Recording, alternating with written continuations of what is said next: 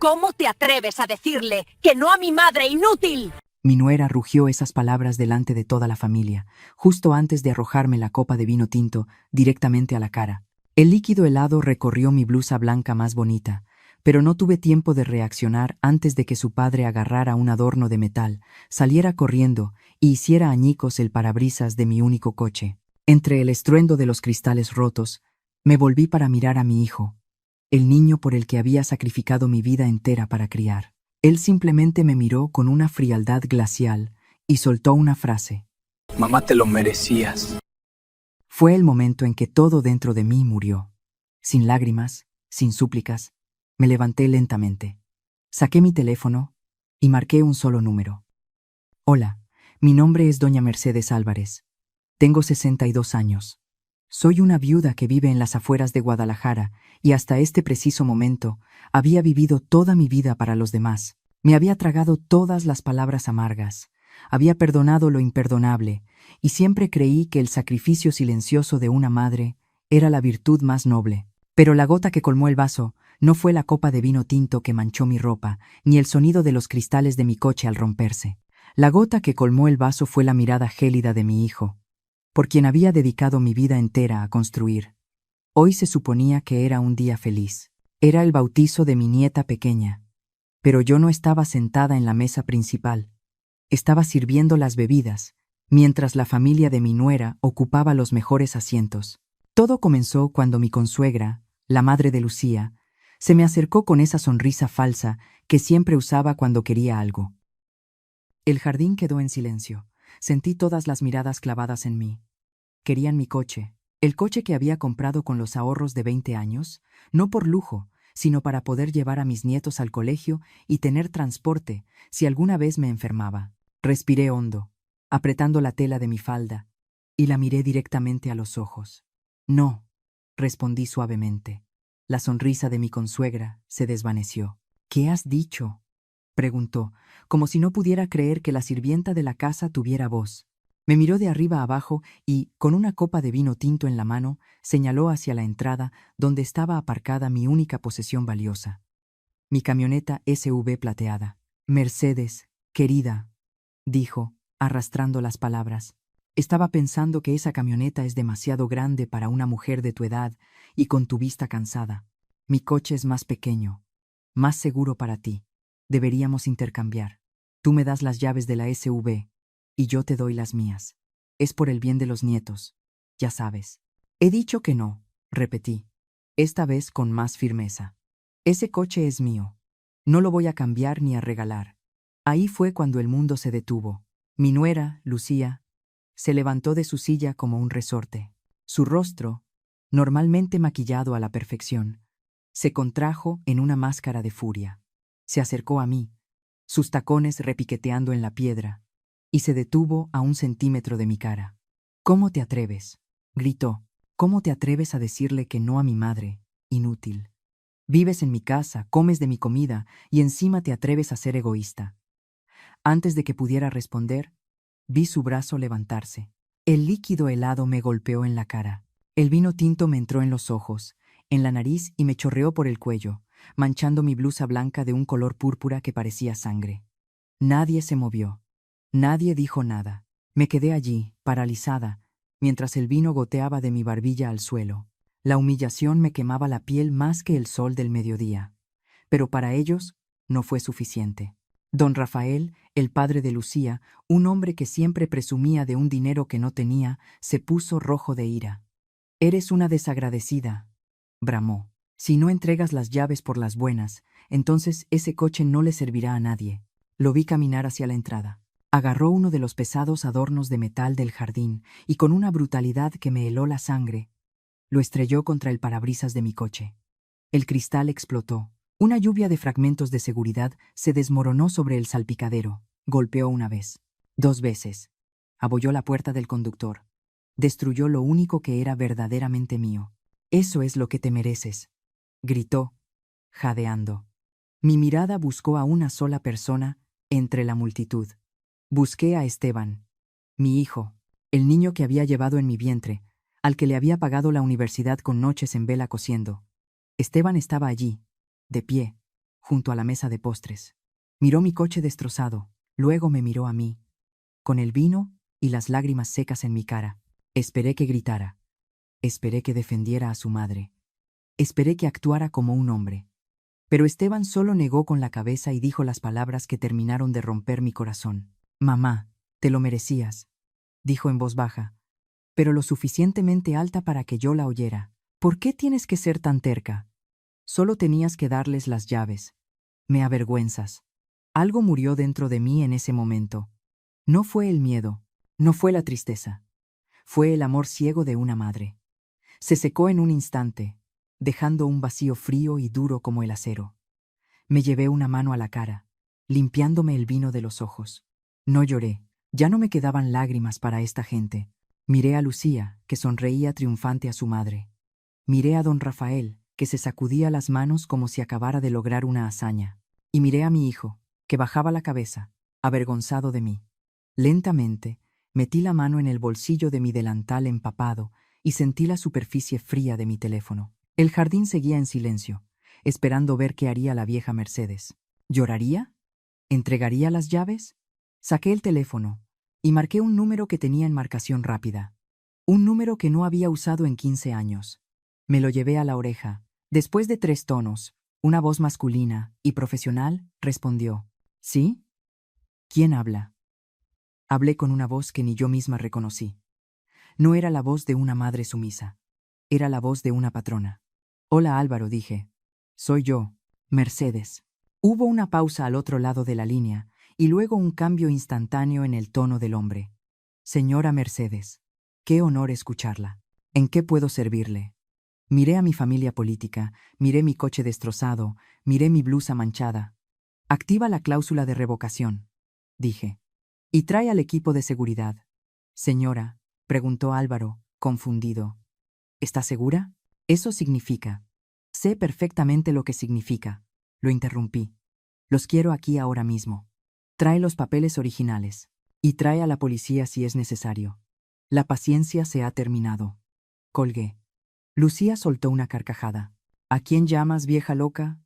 ¿A la policía? ¿Crees que te van a escuchar a ti antes que a nosotros? No respondí. Me quité el delantal manchado de vino, lo doblé cuidadosamente y lo puse sobre la mesa, justo al lado del pastel de bautizo. Luego, me senté en una silla de plástico, crucé las piernas y esperé. Ellos creían que habían ganado, creían que habían doblegado a la vieja costurera. No tenían ni idea de que acababan de despertar a la verdadera Mercedes Álvarez, y la Mercedes que acababa de despertar no tiene piedad. 30 minutos. Solo tenía que esperar 30 minutos para ver esas sonrisas desaparecer de sus rostros. Colgué el teléfono, dejándolo sobre la mesa. Ya no me temblaban las manos. Sentía una calma extraña, la quietud peligrosa que precede a las peores tormentas. A mi alrededor, la fiesta había perdido su brillo. Los murmullos eran como un zumbido molesto, pero no les presté atención. Mis ojos, cansados y escocidos por el vino, solo buscaban a Esteban. Estaba allí, a solo unos metros. No corrió a ofrecerme una servilleta. No se enfrentó a su esposa. No le gritó a su suegro por destrozar mi propiedad. Simplemente se quedó allí, frotándose la nuca con ese gesto de fastidio que ponía cada vez que algo interrumpía su comodidad. Lo vi caminar hacia mí, pero no como un hijo preocupado, sino como un capataz molesto. Mamá, por favor, dijo, su voz cargada de reproche. Mira el lío que has montado. Lo miré fijamente. El vino tinto todavía goteaba de mi pelo, pero a él no parecía importarle mi estado. Le importaba el escándalo. ¿Que yo he montado? Pregunté, con la voz ronca. Esteban, acaban de agredirme. Han destruido mi coche. Él suspiró, exasperado. Ay, mamá, no exageres, solo es un poco de vino, y el cristal se puede arreglar. Pero tú, siempre tienes que ser la protagonista, ¿verdad? Sentí un frío glacial. Recordé una noche, 30 años atrás. Esteban tenía 4 años y ardía en fiebre. Corrí bajo la lluvia a la casa de empeños y vendí mis pendientes de boda, lo único de valor que me quedaba de su padre, solo para bajarle la temperatura. Ese niño, por quien había vendido mis recuerdos y mi dignidad, estaba ahora frente a mí. Pero ya no era mi hijo. Era un hombre extraño, un hombre débil que había cambiado su voluntad por una vida cómoda. Lucía solo quería que su madre estuviera segura. Continuó. ¿Qué te costaba? Eres una egoísta. Me quedé inmóvil. La palabra egoísta resonó en mi cabeza. Yo, que había cosido hasta que mis dedos sangraron para pagar su carrera de administración. Yo, que había vendido mi antigua casa para darles el anticipo de este terreno. No es egoísmo, Esteban, dije. Es dignidad. Es lo único que me queda. Él se rió. Una risa seca y cruel. Dignidad, repitió con burla. Por favor, mamá. No tienes nada. Vives aquí de prestado. Nosotros te mantenemos. Deberías estar agradecida de que Lucía te deje estar en el cuarto de servicio en lugar de meterte en un asilo. Y ahora, por tu culpa, mi suegro está furioso. Se inclinó hacia mí, bajando la voz, y pronunció la frase que mató toda esperanza. Te lo merecías. Te merecías ese vino en la cara. A ver si así aprendes a ser humilde y obediente. El tiempo pareció detenerse. El cordón umbilical invisible que me ataba a él se partió en dos. Ya no veía a mi hijo. Veía a un cómplice. Un cobarde que disfrazaba su miedo de prudencia. Lentamente, cogí una servilleta y me limpié el rastro de vino de la mejilla. El gesto fue lento, casi elegante. Enderecé la espalda, recuperando cada gramo de autoridad perdida. Está bien, Esteban, dije, con la voz plana y dura. Tienes toda la razón. Me lo merecía por haber permitido que me faltaran al respeto durante tanto tiempo. Él parpadeó, confundido por mi cambio. Esperaba lágrimas, súplicas. No esperaba esta frialdad. Pues qué bueno que lo entiendes, murmuró. Ahora ve a cambiarte y discúlpate con mi suegra y con Lucía. Lo miré una última vez, sin amor, sin odio, solo con lástima. No, Esteban, respondí. No voy a disculparme. Y no voy a salvar nada. ¿De qué hablas?, preguntó, frunciendo el ceño. Ya lo verás, dije, y dirigí mi mirada hacia la entrada del jardín, por donde sabía que venía la ayuda. Esteban se quedó allí unos segundos más, y luego se dio la vuelta, para volver con su esposa. Lo vi alejarse. Vi cómo le ponía la mano en la cintura a Lucía, consolándola a ella, a la agresora. No sabía que sería la última vez que me daría la espalda con tanta arrogancia. Me quedé sentada, contando los minutos. Faltaban 20 para que llegara Álvaro. 20 minutos para dejar de ser la madre sumisa y volver a ser doña Mercedes Álvarez, la accionista mayoritaria a la que nadie, absolutamente nadie, le dice que no. Mientras espero sentada en esta silla de plástico, con el olor a vino rancio secándose en mi ropa, mi mente viaja 2 años atrás. Recuerdo el día exacto en que vendí mi pequeña casa en Tlaquepaque. Era una casita modesta, llena de macetas con geranios y recuerdos de mi difunto esposo. Pero Esteban insistió. Me dijo con esa voz dulce que solía tener que no quería que yo estuviera sola. Mamá, vente con nosotros. La casa nueva es grande. Tendrás tu propia habitación. Podrás ver crecer a tus nietos todos los días. Yo le creí. Como cualquier madre que ama demasiado, le creí. Vendí mi casa. Les entregué el dinero. Todo, hasta el último centavo para que pudieran dar el enganche de esta residencia pretenciosa en la que ahora me tratan como a una extraña. Pensé que estaba invirtiendo en mi familia. En realidad, estaba pagando mi propia entrada a una prisión. Poco a poco, las promesas se desvanecieron. La habitación propia resultó ser el cuarto de servicio, ese pequeño espacio detrás de la cocina que apenas tiene ventilación. Y mi papel de abuela consentidora se transformó, sin que yo me diera cuenta, en el de la criada de la casa. Al principio fueron favores pequeños. Mamá, ¿puedes planchar mis camisas? Mamá, Lucía está cansada. ¿Puedes hacer la cena? Mamá, los niños hicieron un desastre. Límpialo, por favor. Yo lo hacía con gusto. Lo hacía por amor. Pero el amor, cuando no es recíproco, se convierte en servidumbre. Dejé de ser doña Mercedes. Me convertí en la sombra que deambula por los pasillos con una escoba en la mano. Recuerdo una tarde, hace unos meses. Lucía tenía una reunión con sus amigas del club. Estaban en la sala, riendo y tomando café. Yo salí de la cocina con una charola de galletas que acababa de hornear. Una de las mujeres me miró y le preguntó a Lucía quién era yo. Esperé que mi nuera dijera, ella es mi suegra, la madre de mi esposo, pero no lo hizo. Lucía, Soltó una risita nerviosa y dijo en voz baja: «Ay, no te preocupes por ella. Es solo la señora que nos ayuda en la casa. Ya sabes, una pariente lejana del pueblo que necesitaba techo.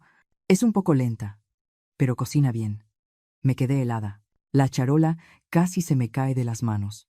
Me di la vuelta y regresé a la cocina con las lágrimas picándome los ojos. Ni siquiera soy digna de ser presentada como familia. Soy la pariente pobre, la arrimada, la vergüenza que hay que esconder. Y luego están las comidas. Mientras ellos se sientan en el comedor principal, bajo el candelabro de cristal, hablando de viajes y compras, yo me quedo en la cocina, como de pie, junto a la estufa, calentando tortillas duras y frijoles de la olla, porque Lucía dice que no hay suficientes sillas o que mi presencia pone tensos a los invitados. He comido sobras frías mientras escucho las risas de mi hijo al otro lado de la pared. Risas que nunca son para mí. Hace apenas unas semanas, Esteban entró a mi cuartito con un folder lleno de papeles. Se veía ansioso. Se sentó en el borde de mi cama y me tomó las manos. Mamá me dijo: «Ya estás grande. Uno nunca sabe lo que puede pasar.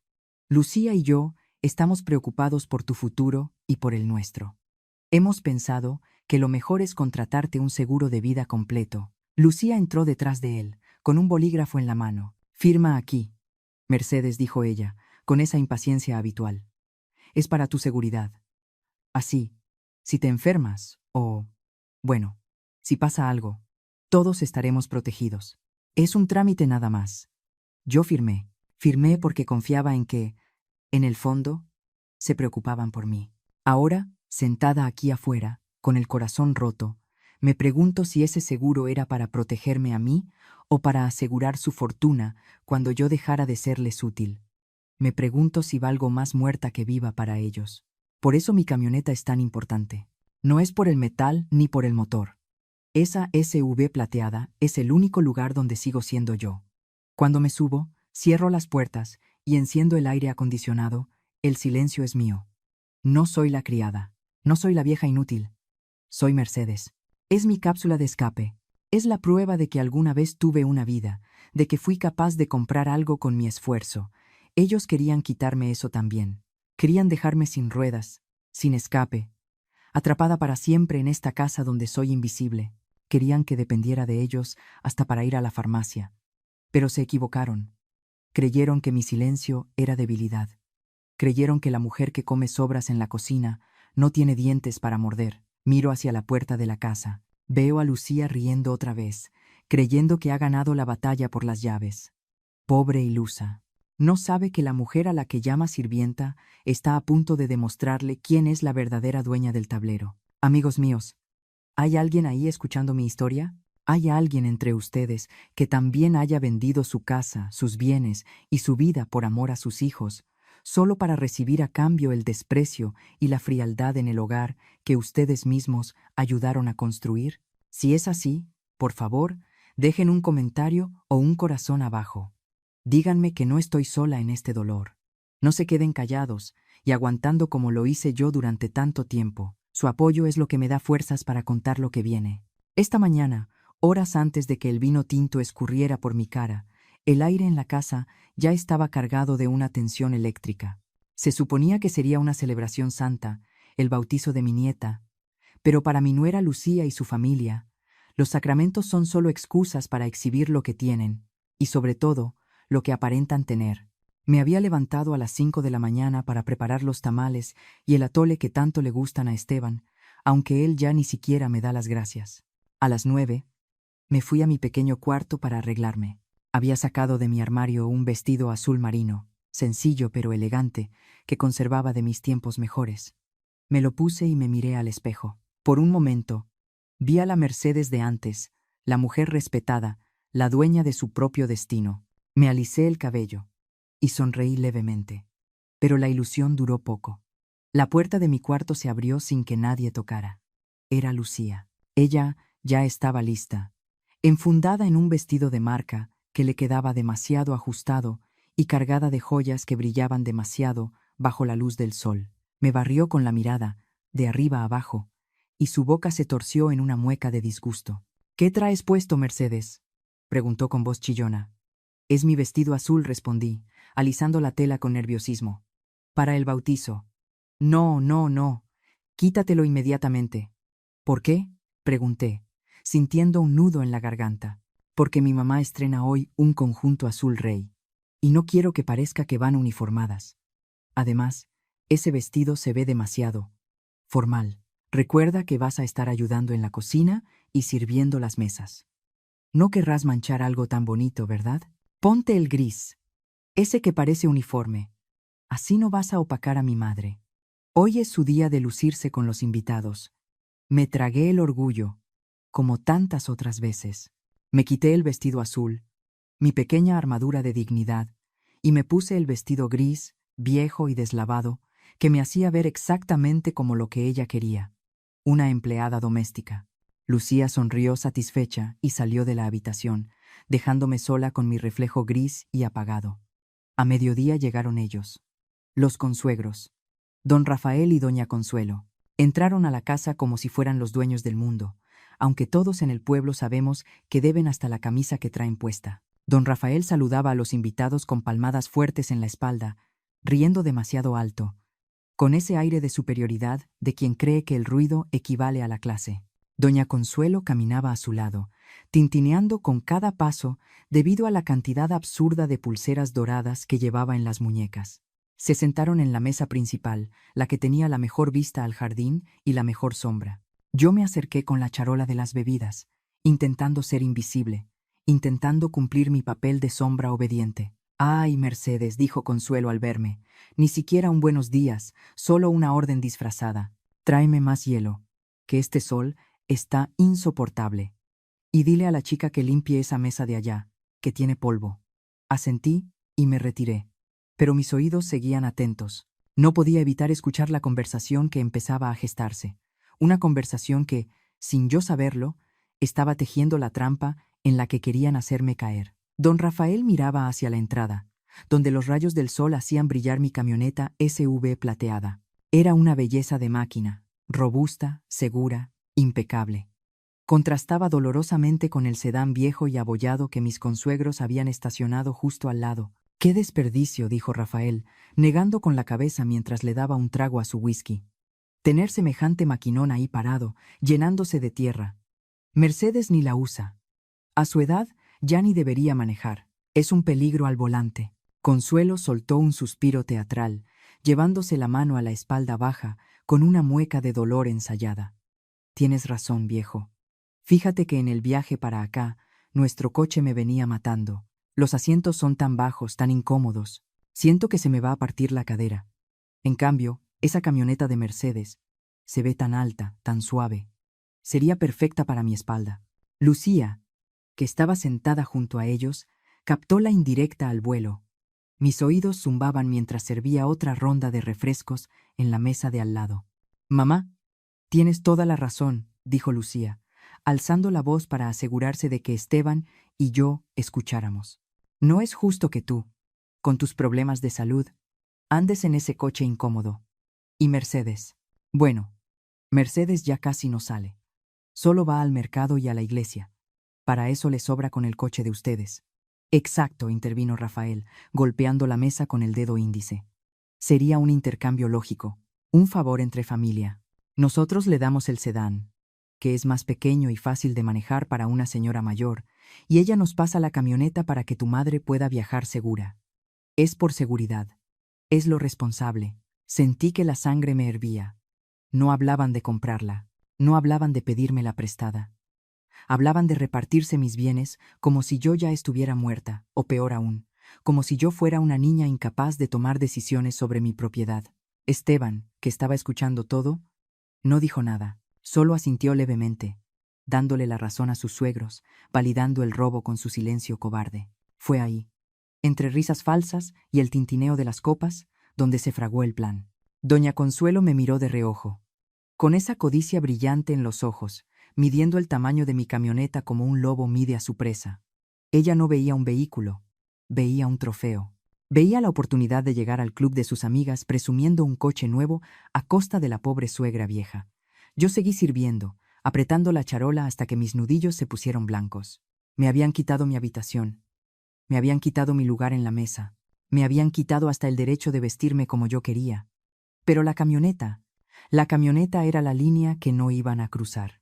No sabían que detrás de mi vestido gris y mi silencio de sirvienta, estaba contando cada palabra, cada gesto de desprecio. Creían que el escenario estaba listo para su victoria.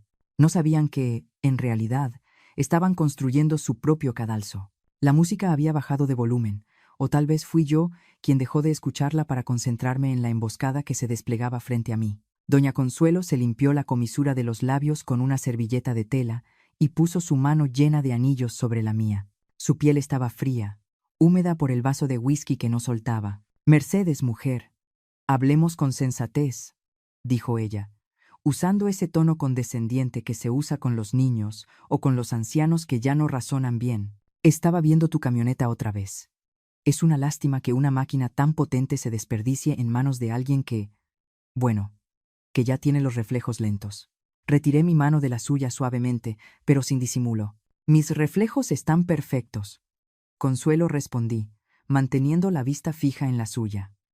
«Y mi camioneta no se desperdicia. Me lleva a donde necesito ir». Lucía intervino de inmediato, como si hubieran ensayado el guión. «Ay, Mercedes, no seas necia. Mi mamá lo dice por tu bien. Esa camioneta es muy alta.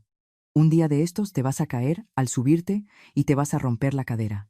En cambio, el coche de mis papás es bajito, seguro, ideal para una señora de tu edad. Además, piénsalo por los niños». «¿Por los niños?», pregunté, sintiendo cómo la indignación me subía por la garganta. «Sí, por tus nietos», continuó Lucía, señalando hacia el jardín donde jugaban los pequeños.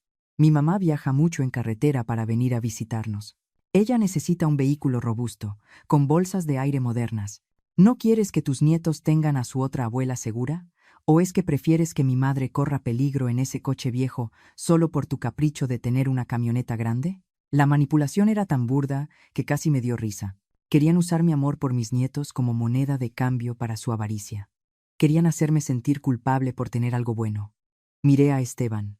Él estaba cortando un pedazo de carne, evitando mi mirada a toda costa. «Esteban», dije, llamando su atención, «¿tú también piensas que soy un peligro al volante? ¿Tú también crees que debo regalar mi patrimonio?». Él dejó el cubierto sobre el plato y suspiró. Esa mezcla de fastidio y cobardía que ahora lo definía. «Mamá, no lo veas como un regalo. Velo como una reestructuración familiar. Tú casi no usas la camioneta. Mi suegra la necesita más. Es cuestión de lógica. Además, ya estás grande. ¿Para qué quieres aparentar? Acepta el coche de ellos y todos contentos». Me puse de pie lentamente. Mis rodillas no temblaron. Mi voz no se quebró. «No es cuestión de apariencia, Esteban. Y tampoco es cuestión de lógica. Es cuestión de respeto». Me dirigí a Consuelo y a Lucía, hablando claro para que los invitados de las mesas cercanas también escucharan. «Esa camioneta no es un juguete que me encontré en la calle. No es un regalo de nadie. Esa camioneta representa 20 años de desvelos, de picar piedra, de coser hasta que se me nublaba la vista. Es el fruto de mi sudor. Y no la voy a cambiar por su coche viejo.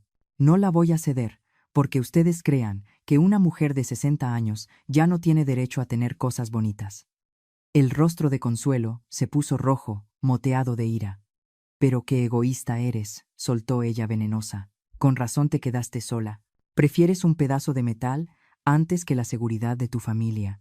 «No confundas a mi familia con tu comodidad», repliqué. Lucía golpeó la mesa con la palma de la mano, haciendo tintinear la cristalería.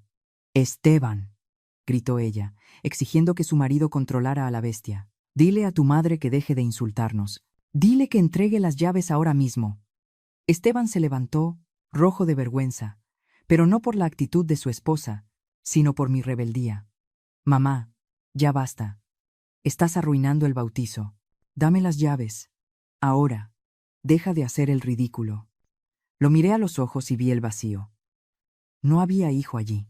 Solo había un hombre asustado de perder sus privilegios. No dije. La palabra flotó en el aire, pesada y absoluta. «¿Qué dijiste?», siseó Lucía. Dije que no. Y mi no es una oración completa. No van a tener mi camioneta.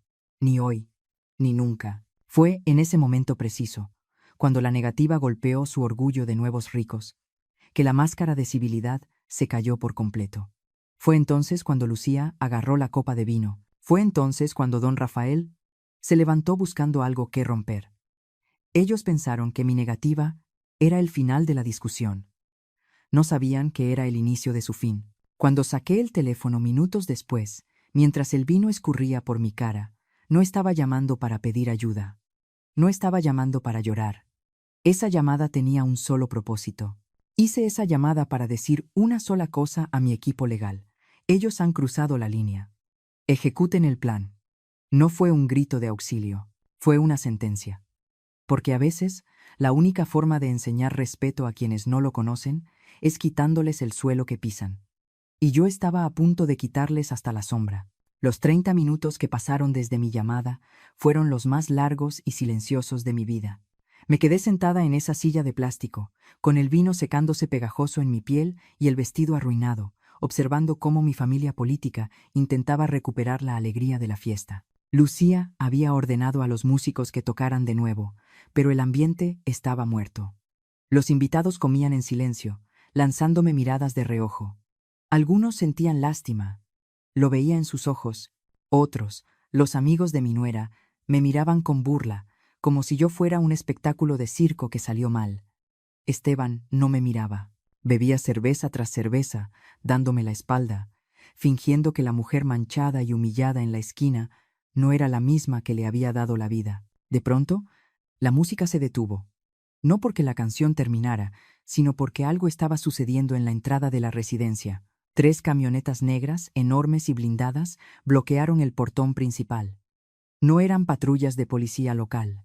Eran vehículos de alta gama, con vidrios oscuros y una presencia que imponía respeto y miedo al mismo tiempo. Se estacionaron con una precisión militar, cerrando cualquier posibilidad de salida. El murmullo en el jardín cesó por completo. Don Rafael se levantó de su silla, tambaleándose un poco por el whisky. ¿Quiénes son estos?, preguntó, tratando de sonar valiente. ¿Quién invitó a gente armada? Esta es una propiedad privada. Nadie le respondió. Las puertas de las camionetas se abrieron al unísono. De los vehículos de escolta bajaron 4 hombres corpulentos, vestidos de traje negro, con audífonos en el oído y una postura de alerta máxima. Se desplegaron rápidamente, asegurando el perímetro sin decir una sola palabra. Del vehículo central bajó un hombre. Era alto, de cabello gris peinado hacia atrás, vistiendo un traje italiano que costaba más que todo el bautizo junto. Llevaba un maletín de cuero en la mano y caminaba con una autoridad que hizo que hasta los meseros dejaran de servir. Era el licenciado Álvaro Mendoza, mi abogado, el hombre que ha protegido mis intereses y mis secretos durante más de 15 años. Lucía se acercó a Esteban, agarrándolo del brazo con fuerza. «¿Qué pasa, Esteban?», susurró ella. Pero en el silencio sepulcral se escuchó claro. «¿Quién es ese señor?». «Vienen por mi papá». Esteban estaba pálido. Negó con la cabeza. «No sé, Lucía. No sé quiénes son». Don Rafael, sintiéndose el macho alfa de la manada, caminó hacia Álvaro con el pecho inflado. «Oiga usted», gritó Rafael. «¿Quién se cree que es para entrar así? Lárguese, o llamo a la policía». Álvaro ni siquiera lo miró. Pasó de largo junto a él, como si don Rafael fuera una planta decorativa. Su objetivo era otro. Sus ojos barrieron el jardín con frialdad hasta que me encontraron. Me vio allí, sentada, sucia, con el cabello revuelto y la dignidad intacta en la mirada. Su expresión se endureció. La mandíbula se le tensó al ver las manchas de vino en mi ropa. Caminó directamente hacia mí. Los invitados se apartaron a su paso como si el mar rojo se abriera. Cuando llegó frente a mí, Álvaro se detuvo. Ignoró a todos los presentes. Ignoró el lujo falso de la fiesta, y con un movimiento lento y respetuoso, inclinó la cabeza ante mí. Doña Mercedes dijo con voz clara y potente: «Lamento la demora. El tráfico en la entrada de la ciudad estaba pesado».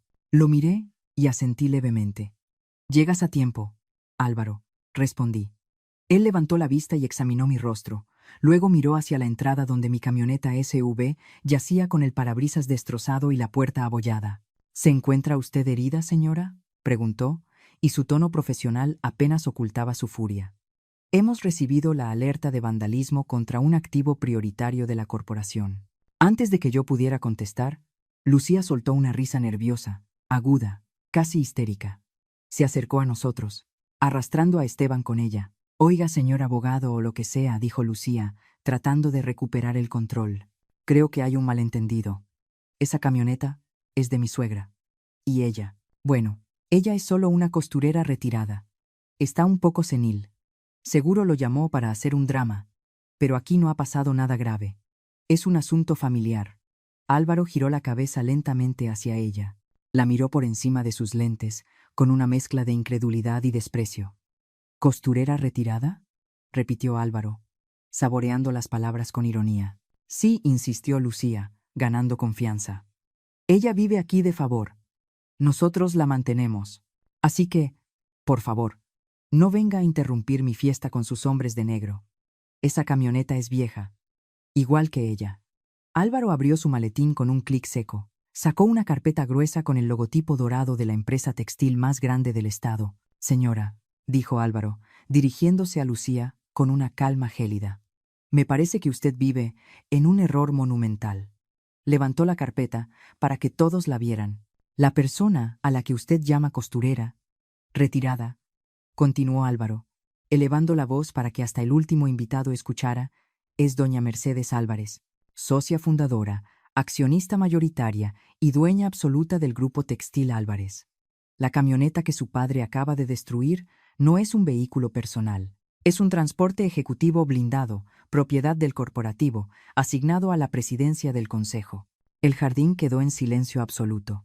Se podía escuchar el viento moviendo las hojas de los árboles. Lucía parpadeó, confundida. Su cerebro no procesaba la información. ¿Qué?, balbuceó ella. ¿Grupo Textil Álvarez? Pero si ella cose dobladillos. Ella cose porque es una artista, respondió Álvaro cortante. Y porque ama su oficio, no porque necesite su dinero. Esteban dio un paso atrás, soltando el brazo de su esposa. Sus ojos iban de mí al abogado, llenos de terror. Él conocía el nombre del grupo, él sabía lo grandes que eran. Pero nunca, jamás, había conectado los puntos. Mamá, susurró Esteban. ¿Es verdad? Me levanté de la silla. Ya no me sentía pequeña, ya no me sentía sucia. Con Álvaro a mi lado, me sentía como lo que realmente era. Es verdad, dije, mirando a mi hijo. Lucía negó con la cabeza, retrocediendo. No puede ser. Tú eres pobre, tú nos pediste vivir aquí. Yo no les pedí vivir aquí, corregí, dando un paso hacia ella. Yo pagué esta casa. Yo pagué sus deudas. Y yo decidí guardar silencio para ver si me querían por quien soy o por lo que tengo. Miré a don Rafael, que ahora estaba pálido como un papel, escondiendo las manos detrás de la espalda. Álvaro, dije, señalando a mi consuegro. Ese hombre destruyó propiedad de la empresa. Y esa mujer, señalé a Lucía, me agredió físicamente. Álvaro asintió, sacando su teléfono. Entendido, doña Mercedes. Procederemos legalmente. Esto ya no es un pleito familiar. Esto es un delito federal. El miedo, puro y crudo, apareció por primera vez en los ojos de Lucía. Ya no había burla, ya no había superioridad, solo había pánico al darse cuenta de que la vieja inútil tenía el poder de destruirlos con una sola firma. El silencio que había provocado la revelación de Álvaro duró apenas unos segundos. Fue la calma engañosa antes de una erupción volcánica. Yo esperaba miedo, esperaba que, ante la evidencia de mi poder y mi posición, agacharan la cabeza y pidieran clemencia. Pero subestimé la profundidad de su estupidez y de su arrogancia. La verdad era demasiado grande para sus mentes pequeñas, así que decidieron rechazarla con violencia. Don Rafael fue el primero en reaccionar. Su cara pasó del blanco pálido a un rojo intenso, casi morado. No podía aceptar que la mujer a la que había humillado minutos antes fuera, en realidad, alguien inalcanzable para él. Su ego de macho herido tomó el control. «Esto es un teatro», gritó Rafael, soltando una carcajada forzada y nerviosa mientras señalaba a Álvaro. «Miren a todos. Miren qué ridículo. Esta vieja loca contrató a un actor. Seguro gastó los pocos ahorros que le quedaban para montar este numerito y asustarnos». Caminó hacia Álvaro con los puños apretados, invadiendo su espacio personal. Álvaro ni siquiera parpadeó. Se mantuvo firme, con esa elegancia fría que dan los años de litigio en las grandes ligas. «Señor, le sugiero que se aleje», dijo Álvaro con voz tranquila. Tú no me das órdenes a mí, payaso, rugió Rafael. Yo conozco a la gente importante de este pueblo. Yo sé quién es quién. Y tú no eres nadie. Eres un estafador de cuarta categoría, igual que ella. Rafael, cegado por la rabia y el alcohol, cometió el peor error de su vida. Extendió la mano y agarró a Álvaro por las solapas de su costoso traje italiano, sacudiéndolo con violencia. Diles la verdad, gritó Rafael, levantando el puño derecho para golpear a mi abogado. Diles que eres un actor muerto de hambre. No alcanzó a lanzar el golpe. La reacción fue instantánea. Dos de los escoltas que habían permanecido como estatuas a los lados se movieron con una velocidad impresionante. Uno interceptó el brazo de Rafael en el aire, torciéndolo hacia su espalda con una técnica limpia y dolorosa. El otro lo tomó por la cintura y las piernas. En un abrir y cerrar de ojos, el gran don Rafael, el hombre que se creía dueño del mundo, estaba con la cara aplastada contra el cofre caliente de una de las camionetas blindadas. Su mejilla se deformaba contra el metal negro. «¡Suéltame! ¿Saben quién soy? Los voy a matar a todos», chillaba Rafael, pataleando inútilmente mientras el escolta mantenía su brazo inmovilizado. Nadie se movió para ayudarlo. Doña Consuelo se llevó las manos a la boca, ahogando un grito, pero se quedó paralizada en su silla. Fue entonces cuando la locura contagió a Lucía. Al ver a su padre sometido, algo se rompió dentro de ella, pero en lugar de correr a ayudar a su padre, sus ojos se clavaron en mí. En su lógica retorcida, yo era la culpable. Yo era la bruja que había conjurado este desastre. «¡Tú!», gritó Lucía, con los ojos desorbitados y el maquillaje corrido por el sudor. «Maldita vieja mentirosa». Se lanzó hacia la mesa donde Álvaro había dejado la carpeta abierta con los documentos de la empresa. La agarró con desesperación, rompiendo algunas hojas en el proceso, y las arrojó al aire como si eso pudiera borrar la realidad. «Esto es falso. Todo es falso», gritó a los invitados, agitando los papeles rotos. «Esta mujer no tiene dinero. Seguro le robó a Esteban». «Sí, eso es. Le ha estado robando a mi marido durante años para pagar estas falsificaciones». Me miró con un odio puro, visceral. Esteban estaba petrificado, incapaz de articular palabra ante la acusación absurda de que yo le había robado a él, cuando él no ha generado un peso real en años. «¡Ladrona!», aulló Lucía, corriendo hacia mí. «Devuélvenos el dinero. Eres una criminal, una delincuente en mi propia casa». Se abalanzó sobre mí con las manos convertidas en garras, buscando mi cara, mi cabello, queriendo hacerme daño físico para calmar su frustración. Detrás de mí estaba la alberca, profunda y azul. Vi su intención en sus ojos. Quería empujarme. Quería humillarme mojándome, tal como lo había hecho con el vino. Pero yo no me moví hasta el último segundo. No retrocedí con miedo como la Mercedes de antes. Esperé. Esperé a que estuviera lo suficientemente cerca, cegada por su propia furia. Justo cuando sus manos iban a tocarme, di un paso lateral suave, elegante, casi como un paso de baile. El impulso de Lucía fue su perdición. Sus tacones altos resbalaron en el piso de piedra mojado por las bebidas que se habían caído antes. Sus brazos manotearon el aire, buscando un equilibrio que ya no existía. Su grito de rabia se transformó en un grito de sorpresa. Cayó pesadamente. No cayó al agua, lo cual hubiera amortiguado el golpe. Cayó al suelo duro, justo al borde de la alberca. Se golpeó las rodillas y las manos, rasgando su vestido de diseñador, ese que tanto presumía. Quedó tirada a mis pies, jadeando, con el cabello cubriéndole la cara y la dignidad hecha pedazos. Me paré sobre ella. No la ayudé a levantarse. La miré desde arriba, tal como ella me había mirado a mí durante 2 años. «Estás patética», Lucía dije con voz calmada, mientras los invitados grababan todo con sus celulares. «Ya no grites. Te ves horrible cuando pierdes el control». Ella levantó la cara, roja de ira y dolor, y escupió al suelo cerca de mis zapatos. «Te vas a arrepentir, Mercedes. Te voy a quitar todo. Te voy a demandar por fraude». Suspiré, sacudiendo la cabeza. Ni siquiera con su padre sometido por la seguridad y ella tirada en el suelo entendían la magnitud de su error. Creían que esto era una pelea de vecindad. No sabían que estaban peleando contra una corporación. Álvaro se acercó a mí, ignorando los insultos que Rafael seguía gritando desde el cofre del coche. Recogió los papeles del suelo con calma. «Doña Mercedes», preguntó Álvaro, Doy la orden para que la policía local entre y formalice las detenciones.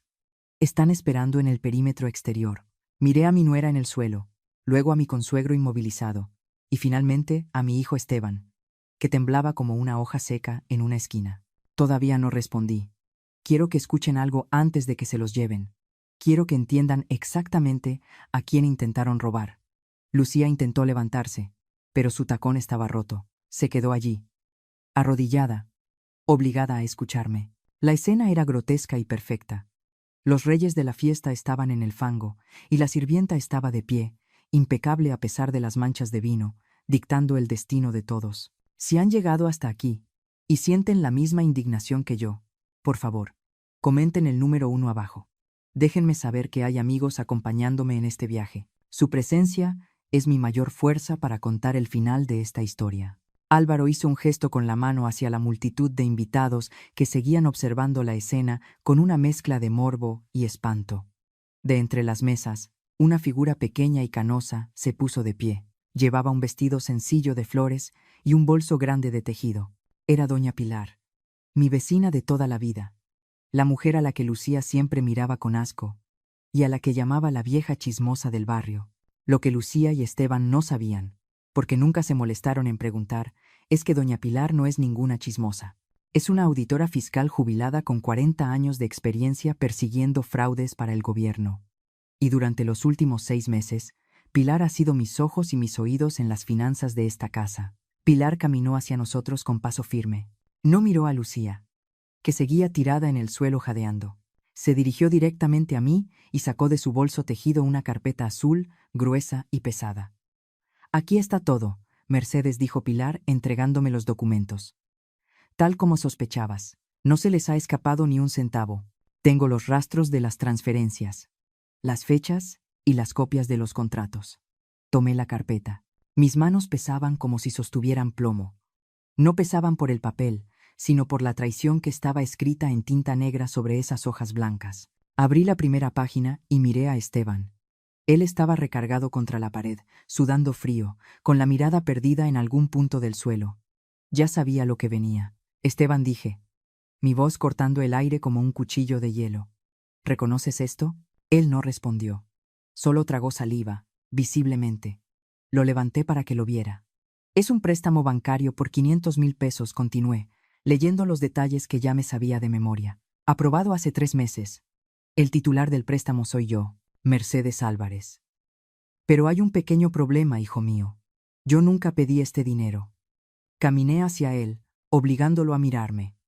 La firma que está al pie de esta página se parece a la mía. Tiene mis curvas, mi inclinación, pero yo sé, y tú sabes, que yo no firmé esto. Ustedes lo hicieron. Tú y tu esposa falsificaron mi firma. Usaron mi historial crediticio impecable, ese que construí durante décadas, pagando mis impuestos y mis proveedores a tiempo, para sacar dinero a mi nombre. Lucía intentó hablar desde el suelo, con voz temblorosa. Eso fue para arreglar la casa. Era para ti. Silencio, ordené. Sin siquiera mirarla, Pilar intervino, con su tono profesional de auditora. El dinero no se usó en la casa, Mercedes. Rastreé los fondos. El 70% fue transferido a una cuenta a nombre de don Rafael. El resto se gastó en tiendas de lujo y en pagos de tarjetas de crédito de la señora Lucía. Sentí una náusea profunda en el estómago. Me habían robado. Mi propio hijo me había robado para mantener los vicios de su suegro y los caprichos de su mujer. Me habían convertido en su banco personal sin mi consentimiento. Pero eso no era lo peor. Ojalá hubiera sido solo dinero. El dinero va y viene. Lo que venía en las siguientes páginas de la carpeta era algo mucho más oscuro. Algo que me heló la sangre en las venas. Pasé la página. ¿Y esto, Esteban?, pregunté, mi voz bajando a un susurro peligroso. ¿De esto también ibas a decirme que era por mi bien? Era la póliza de seguro de vida, esa que me hicieron firmar hace unas semanas, asegurándome que era un trámite de salud rutinario para la vejez. Leí en voz alta la cláusula resaltada en amarillo por Pilar. Seguro de vida integral. Suma asegurada: 5 millones de pesos. Beneficiarios irrevocables: Esteban González y Lucía Ramírez. Cláusula de doble indemnización en caso de muerte accidental. Miré a Esteban y vi el terror puro en sus ojos. Él sabía lo que eso significaba. Doña Pilar dio un paso adelante y habló con una claridad brutal. Mercedes, investigué a fondo. Don Rafael tiene deudas de juego enormes en casinos clandestinos de la ciudad. Debe casi 3 millones de pesos a gente muy peligrosa. Gente que no perdona. El plazo para pagar se vence la próxima semana. Las piezas del rompecabezas encajaron en mi mente con un sonido sordo y doloroso. La insistencia en cambiar mi camioneta por el coche viejo e inseguro de ellos. La prisa por el seguro. Los comentarios de Lucía sobre lo peligroso que es manejar a mi edad. Me acerqué a mi hijo, sintiendo cómo se me rompía el alma en 1000 pedazos. ¿Me querían muerta, Esteban?, pregunté. No, mamá, no, balbuceó él, con lágrimas de cocodrilo escurriendo por su cara. Solo necesitábamos el dinero. Ah, no pensamos que... ¿No pensaron qué? Lo interrumpí. ¿No pensaron que yo me daría cuenta? ¿O no pensaron en cómo iban a provocar ese accidente? Miré la camioneta de don Rafael. Ese sedán viejo que querían que yo manejara. ¿Qué tiene ese coche, Esteban? ¿Le fallan los frenos? ¿La dirección está mal? ¿Iban a enviarme a la carretera en una tumba con ruedas para cobrar el seguro y pagar las deudas de juego de este sinvergüenza? Esteban se cubrió la cara con las manos y sollozó. No negó nada. Su silencio fue la confirmación más dolorosa que una madre puede recibir. Me habían puesto precio a mi cabeza. 5 millones de pesos. Eso valía la vida de la madre que los cuidó, que los alimentó, que les dio todo. Me habían deshumanizado hasta convertirme en un cheque al portador, pagadero a mi muerte. Miré a Lucía en el suelo, que ahora lloraba en silencio, sabiendo que su plan maestro había sido descubierto. Miré a don Rafael, inmovilizado sobre el cofre del coche, maldiciendo por lo bajo. Son unos monstruos, dije, y sentí que la palabra se quedaba corta. Álvaro cerró su maletín con un golpe seco.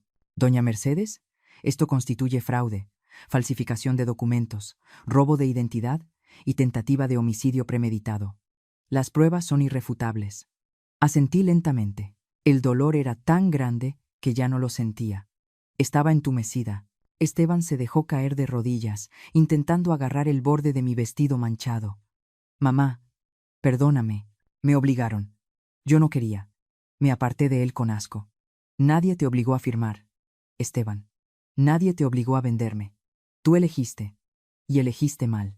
Miré a los invitados, que estaban pálidos, algunos grabando con sus celulares, otros tapándose la boca horrorizados. Ya no había fiesta. Ya no había bautizo. Solo había una escena del crimen y una familia podrida hasta la raíz expuesta bajo la luz del sol. Pilar me puso una mano en el hombro, ofreciéndome el único consuelo real que tenía en ese momento. ¿Lo hiciste bien?, Mercedes susurró ella. ¿Los detuviste a tiempo? Sí, los detuve, pero mientras miraba a mi hijo llorar en el suelo, no me sentía como una ganadora. Me sentía como si acabara de asistir al funeral de mi propia familia. Un funeral donde los muertos seguían respirando y los vivos deseaban estar muertos. Justo cuando el llanto patético de Esteban llenaba el silencio incómodo del jardín, el sonido de un motor antiguo, pero bien cuidado, llamó la atención de todos. Un sedán clásico se detuvo justo detrás de las camionetas blindadas de seguridad. La puerta del conductor se abrió y bajó un hombre que yo no esperaba ver, pero que Álvaro había convocado como pieza final de este ajedrez.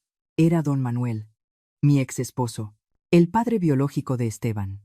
Manuel caminaba con la ayuda de un bastón, pero su presencia seguía siendo imponente.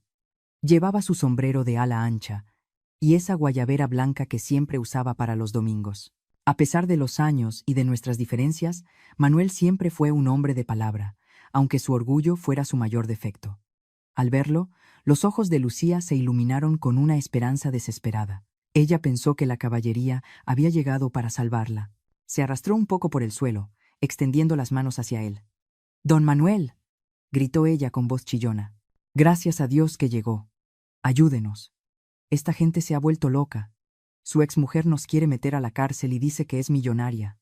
Dígales que es mentira, dígales que ella no tiene nada». Manuel se detuvo. Miró a su nuera tirada en el piso, sucia y desesperada. Luego miró a don Rafael, inmovilizado sobre el cofre de la camioneta. Finalmente, posó sus ojos en Esteban, que seguía de rodillas llorando. Su rostro se llenó de una decepción profunda, una tristeza vieja y cansada. «Cállese la boca, muchacha», dijo Manuel, sin alzar la voz, pero con un tono que heló la sangre de Lucía. Manuel caminó hasta llegar a mi lado. Se quitó el sombrero con respeto y me miró a los ojos. Había arrepentimiento en su mirada. «Perdona que venga sin invitación, Mercedes», dijo él. «El licenciado Álvaro me llamó. Me dijo que necesitaba certificar los libros originales de la fundación de la empresa. Esos que yo guardé en mi caja fuerte por necedad». Asentí levemente. «Bienvenido», Manuel, respondí. Él se giró hacia Esteban. Mi hijo levantó la cara, buscando en su padre algún tipo de complicidad masculina, esa que siempre usaban para excluirme de sus conversaciones. «Papá», balbuceó Esteban. «Mamá nos tendió una trampa. Dice que la empresa es suya. Dile que eso es imposible. Tú eras el que manejaba los camiones. Tú eras el patrón». Manuel soltó una risa amarga, seca como la tierra de nuestros campos. «Ay, hijo, qué ciego has sido siempre». Se acercó a Esteban y lo obligó a ponerse de pie jalándolo del brazo. Quería que lo mirara a la cara. «Escúchame bien, Esteban, y que escuchen todos estos parásitos que te rodean», dijo Manuel, señalando a la familia de Lucía. «Ustedes ven los camiones, ven las naves industriales, ven el dinero, pero nunca se preguntaron de dónde salió la estrategia». Manuel señaló hacia mí con su bastón. «Hace 20 años, cuando estábamos en la quiebra, cuando yo quería vender el único camión que teníamos para pagar deudas, fue tu madre la que me detuvo. Fue Mercedes la que trazó las nuevas rutas de distribución en la mesa de la cocina mientras tú dormías. Fue ella la que negoció con los proveedores de telas cuando nadie quería darnos crédito». El jardín estaba en silencio absoluto. Manuel hablaba con la autoridad de quien ha vivido la historia. Yo era la cara. «Esteban», continuó Manuel, «yo era el que daba la mano y firmaba los papeles, porque en ese entonces, y en este maldito país machista, nadie quería hacer negocios con una mujer. Pero el cerebro, la fuerza, la visión, siempre fue ella. Mercedes fue la que convirtió un camión viejo en la flota más grande del estado». Lucía negaba con la cabeza, incapaz de procesar que la mujer a la que había tratado como sirvienta era en realidad la arquitecta de su estilo de vida. Pero tú eras el jefe», insistió Esteban. «No, hijo. Yo solo era el empleado con el título más grande», respondió Manuel con dureza. «Y te voy a decir la verdad, que me he callado por años». Manuel hizo una pausa, tomó aire y soltó la confesión que yo nunca le pedí, pero que necesitaba escuchar. «Yo dejé a tu madre, no porque ya no la quisiera. La dejé porque fui un estúpido. Mi orgullo de macho no soportaba llegar a casa y saber que mi esposa era más lista que yo. No soportaba que el éxito fuera suyo. Me sentí pequeño a su lado, así que huí como un cobarde». Se acercó más a Esteban, su voz temblando de rabia contenida. «Pero tú, Esteban, tú eres peor que yo. Yo fui un tonto por orgullo, pero nunca le robé. Nunca intenté matarla para cobrar un seguro». Manuel miró los documentos del fraude que Álvaro sostenía. «Tú intentaste vender a la única mujer en este mundo que te ha amado sin condiciones. Te aliaste con esta gente codiciosa para destruir a la persona que te dio la vida y que, en secreto, construyó el imperio que te daba de comer». Manuel se giró hacia mí otra vez. «Mercedes, traje los documentos originales, las actas constitutivas, donde consta que el capital inicial fue tuyo, de la venta de los terrenos de tu padre, y las cartas donde te cedo el control total de las acciones como pago por mi salida». «Gracias», Manuel, dije. Él negó con la cabeza. «No me des las gracias. Solo vine a asegurarme de que la historia se cuente bien por una vez en la vida. Eres una reina sin corona, mujer, y estos ingratos no merecen ni el polvo de tus zapatos». Lucía empezó a llorar de nuevo, pero esta vez no era un llanto de manipulación. Era el llanto del terror absoluto. La última carta que le quedaba, la figura patriarcal de don Manuel, acababa de ponerse de mi lado. Ya no había mentira que los cubriera. La verdad estaba desnuda, y era brillante y terrible como el sol de mediodía. Álvaro hizo una señal discreta con la mano y el perímetro de seguridad se abrió. Fue como si se rompiera una presa. Los oficiales de la Policía Estatal, que habían estado esperando la confirmación de mi equipo legal, entraron al jardín con paso marcial. Sus uniformes azules y sus armas al cinto contrastaban violentamente con los globos blancos y las flores delicadas de la decoración del bautizo. La fiesta se había transformado oficialmente en una escena del crimen. El comandante a cargo se dirigió primero hacia donde mis escoltas mantenían inmovilizado a don Rafael. «Levántelo», ordenó el oficial con voz seca. Los guardias de seguridad levantaron a mi consuegro del cofre de la camioneta. Rafael tenía la mejilla roja y marcada por el metal caliente, el traje desgarrado y el cabello revuelto. Ya no parecía el patriarca intocable que había llegado hace unas horas exigiendo mis llaves. Ahora era solo un delincuente común. Rafael intentó resistirse cuando el oficial le tomó las muñecas. «Suélteme, usted no sabe con quién se mete», chilló Rafael, con la voz quebrada por el pánico. «Soy amigo del alcalde. Esto es un abuso de autoridad». El oficial no se inmutó. Con un movimiento rápido y profesional, giró a Rafael y le colocó las esposas. El metal frío brilló bajo el sol de la tarde. «Queda detenido por daño en propiedad ajena. Amenazas y resistencia a la autoridad», recitó el policía mientras lo empujaba hacia la salida. «Y le sugiero que guarde silencio, señor. Se está hundiendo solo». Al ver a su esposo esposado como un criminal, doña Consuelo soltó un gemido teatral. Se llevó la mano al pecho, puso los ojos en blanco y se dejó caer sobre una silla, abanicándose frenéticamente con una servilleta. «¡Ay, mi corazón! Me va a dar algo», gritaba ella. «¡Están matando a mi marido!». Nadie le hizo caso. Ni siquiera los paramédicos que estaban cerca se movieron, pues era evidente para todos que su desmayo era tan falso como sus joyas. Prefería fingir un infarto que enfrentar la vergüenza de ver a su familia desmoronarse. Luego, los oficiales se dirigieron hacia Lucía. Ella se puso de pie, tambaleándose sobre su único tacón bueno. Al ver que los uniformados venían por ella, el miedo se transformó en una histeria violenta. Pero su furia no iba dirigida a la policía, ni a mí.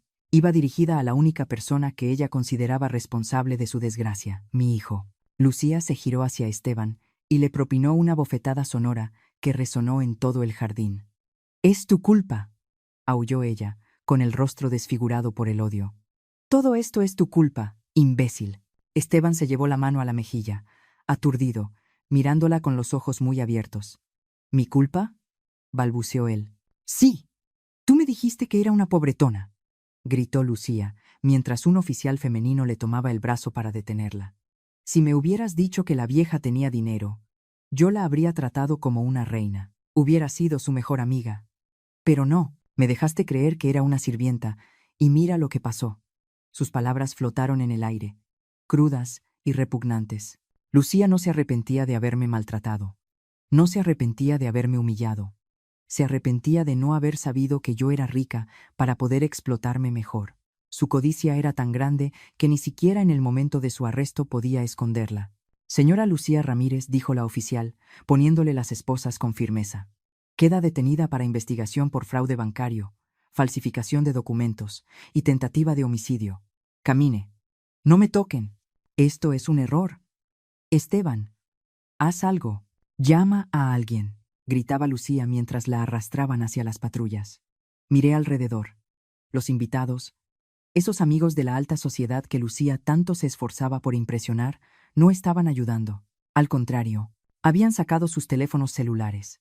Veía las luces rojas de grabación. Veía cómo transmitían en vivo la caída de la familia perfecta. Los susurros eran venenosos. «¿Viste eso? Se llevaban el dinero de la suegra. ¡Qué vergüenza! Y ella que se daba tantos aires de grandeza. Dicen que intentaron matar a la señora para cobrar un seguro». La reputación que Lucía había construido con tantas mentiras y apariencias se desmoronaba en tiempo real, convertida en el chisme más jugoso de la temporada.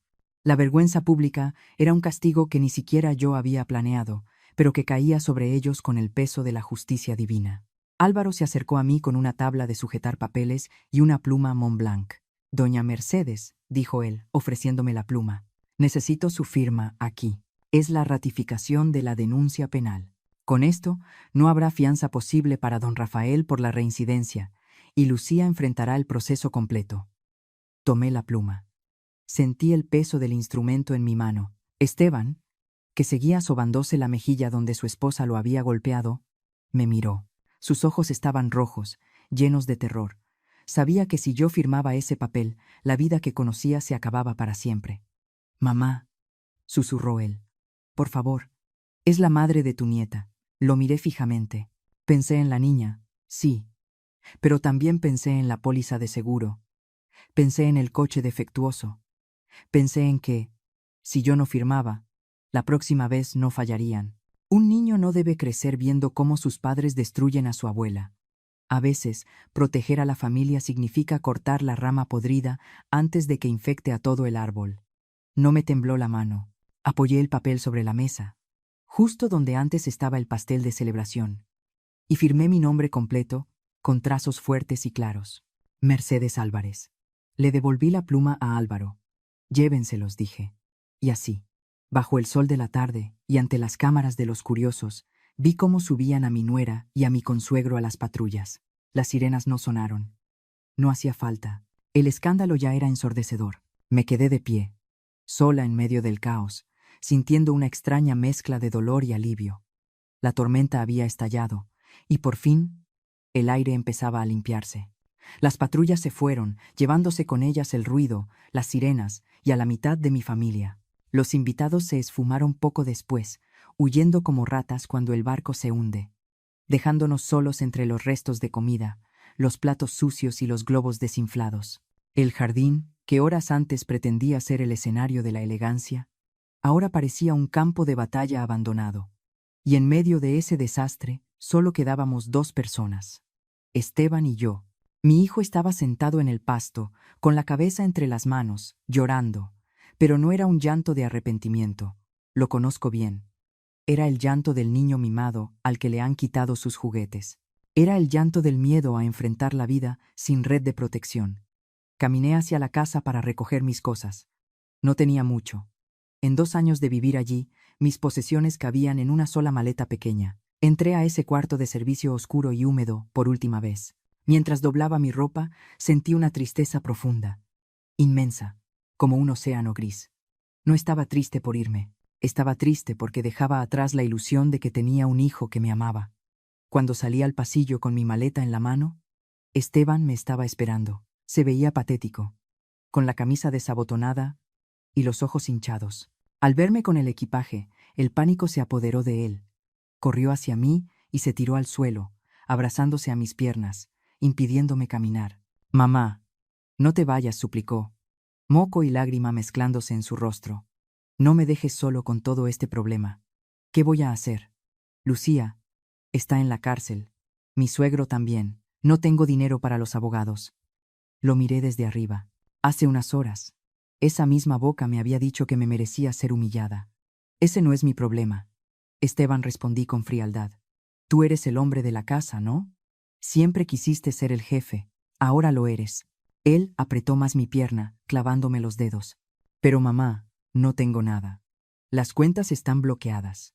El banco me va a quitar la casa si no pago la hipoteca. Tú tienes dinero. Tienes la empresa. Paga la fianza de Lucía. Paga la casa. Por favor. Te lo juro que ella va a cambiar. Fue ella la que me obligó, mamá. Ella me decía que si no lo hacía me iba a dejar y se iba a llevar a la niña. Yo soy una víctima también».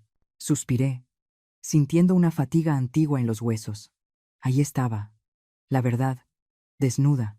Incluso en su momento más bajo, Esteban no tenía la hombría para asumir sus errores. Seguía culpando a su mujer. Seguía pidiendo dinero. No le importaba que casi me matan, le importaba que le cerraran el grifo financiero. Me solté de su agarre con un movimiento brusco y retrocedí un paso. «Levántate», Esteban, ordené. «Ten un poco de dignidad, por una vez en tu vida». Él se puso de pie, temblando, mirándome con esa expresión de perro apaleado que solía funcionar cuando era niño. «Soy tu único hijo». «Mamá», gimió él. «Tu sangre. ¿Vas a dejar que tu único hijo se hunda? ¿Vas a dejar que pierda todo?». Lo miré a los ojos y vi mi propio reflejo, pero distorsionado. «Sí», Esteban, dije suavemente. «Voy a dejar que te hundas, porque es la única forma de que aprendas a nadar. Llevo 40 años salvándote. Te salvé de las malas calificaciones, te salvé de las deudas, te salvé de tus malas decisiones. Y mira en lo que te convertiste, en un hombre capaz de vender a su madre por un coche nuevo. Me llevé las manos a la cintura. Todavía traía puesto ese delantal viejo y manchado de vino. Ese trapo de tela barata que había sido mi uniforme, mi cadena y mi mordaza durante 2 largos años. Desaté el nudo en mi espalda lentamente. Sentí cómo la tela se aflojaba, liberando mi cintura, liberando mi pecho. Me quité el delantal por encima de la cabeza. Lo sostuve un momento en mis manos, mirando las manchas rojas del vino, las manchas de grasa de las miles de comidas que cociné para ellos sin recibir un gracias. Este pedazo de tela pesaba más que una cruz. Esteban me miraba sin entender. Di un paso hacia él y, con un movimiento firme, coloqué el delantal sucio sobre su hombro derecho. «¿Qué es esto?», preguntó él, confundido. «Es mi renuncia», dije. «Renuncio a ser tu sirvienta, Esteban. Renuncio a ser tu cajero automático. Renuncio a ser la alfombra que pisas para no ensuciarte los zapatos. A partir de hoy, ese delantal es tuyo. Si quieres comer, cocina. Si quieres ropa limpia, lava. Si quieres dinero, trabaja». Él agarró la tela, horrorizado, como si le quemara. «Mamá, no puedes hablar en serio. Esta casa es enorme. No puedo mantenerla solo». «Entonces véndela», respondí, tomando mi maleta. «Aunque dudo que puedas. Los papeles de la casa también están a mi nombre, Esteban, y mis abogados vendrán el lunes para iniciar el proceso de desalojo. Tienes una semana». «¿Me vas a correr?», gritó él, la incredulidad deformando su voz. «¿A tu propio hijo? No te estoy corriendo, Esteban. Te estoy emancipando. Tienes 40 años. Ya es hora de que sepas cuánto cuesta el litro de leche y cuánto cuesta la lealtad». Caminé hacia la puerta principal. Mis pasos resonaban en el pasillo vacío.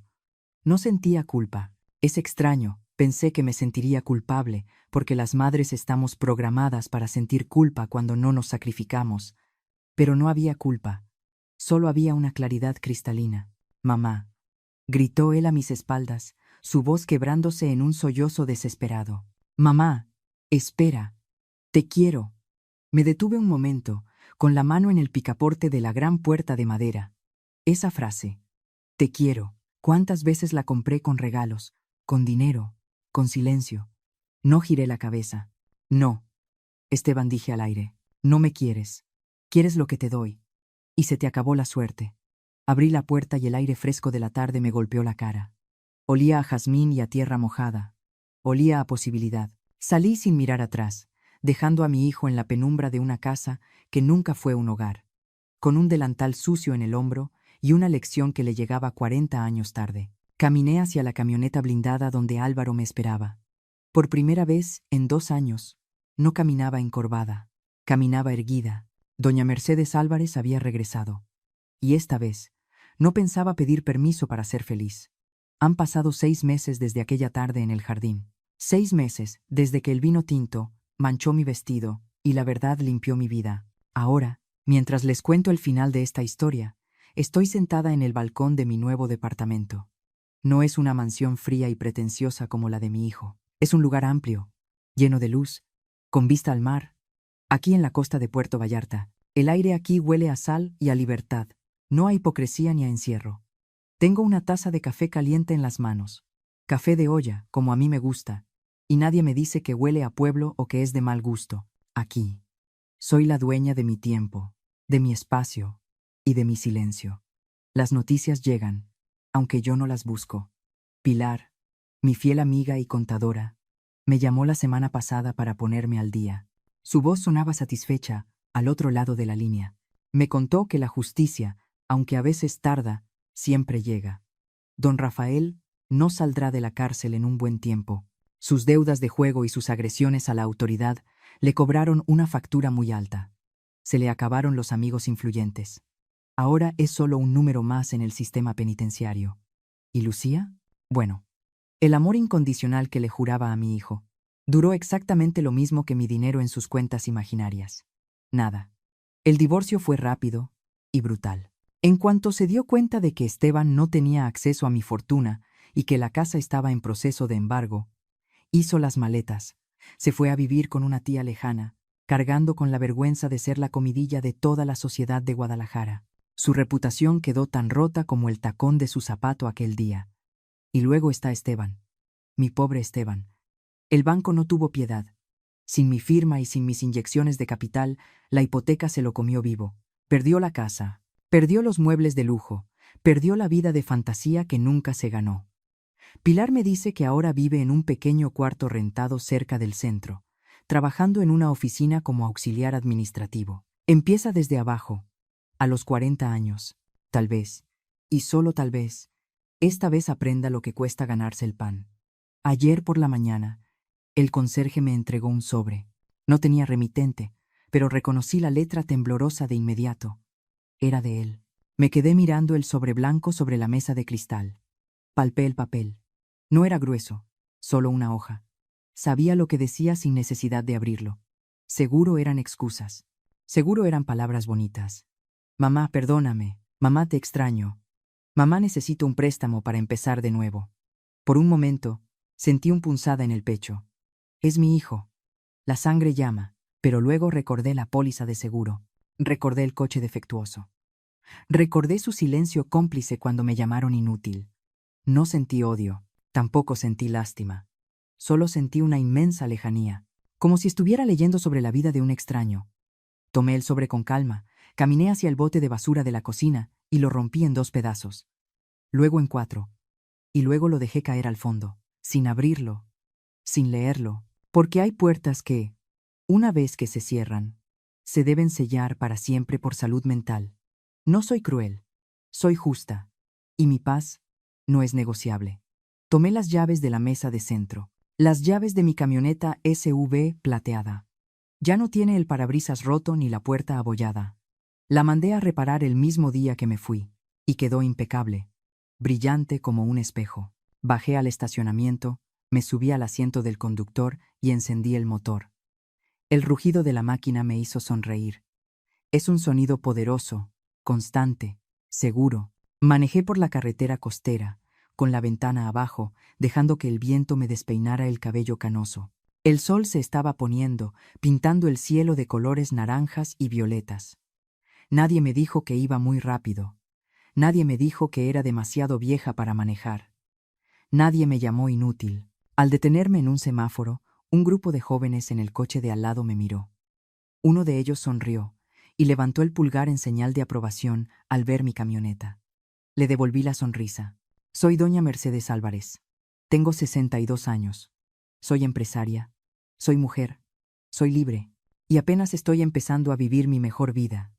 Amigos míos, escuchen bien esto y grábenlo en su alma. Nunca, jamás, permitan que nadie defina su valor por el coche que manejan, por la ropa que visten o por la edad que tienen. Su valor está en su integridad, en su trabajo y en su dignidad. Y recuerden siempre esto. El corazón de una madre es inmenso como el océano, capaz de perdonar y de amar con una profundidad infinita, capaz de nutrir y sostener la vida. Pero tengan cuidado, porque el océano también puede convertirse en un tsunami devastador si le faltan al respeto. Vivan con la frente en alto, vivan con orgullo, y nunca tengan miedo de decir no. Gracias por acompañarme. ¿Y bien, familia? ¿Qué opinan de la decisión final de doña Mercedes? ¿Creen que fue demasiado dura con su hijo?